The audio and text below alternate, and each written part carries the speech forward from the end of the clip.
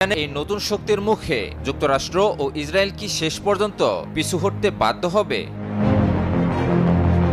ইরানের Islamic revolutionary guard corps বা IRGC ভারী ব্যালিস্টিক ক্ষেপণাস্ত্র খুররাম শাহর 4 ব্যবহার করে ইসরায়েলের তেল আবিব এবং বেন গুরিয়ন বিমানবন্দর লক্ষ্য করে হামলা চালিয়েছে।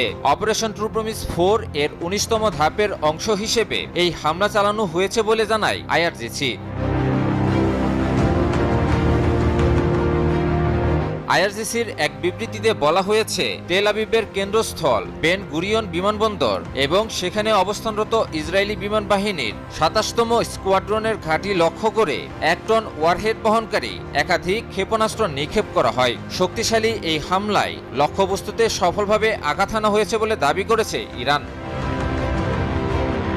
বিবৃতিতে আরও জানানো হয়, ইরানের নিক্ষেপ করা আক্রমণাত্মক ড্রোন ও ক্ষেপণাস্ত্র ইসরায়েলের বহুস্তরীয় প্রতিরক্ষা ব্যবস্থাকে ভেদ করে সফলভাবে লক্ষ্যবস্তুতে আঘাত এনেছে।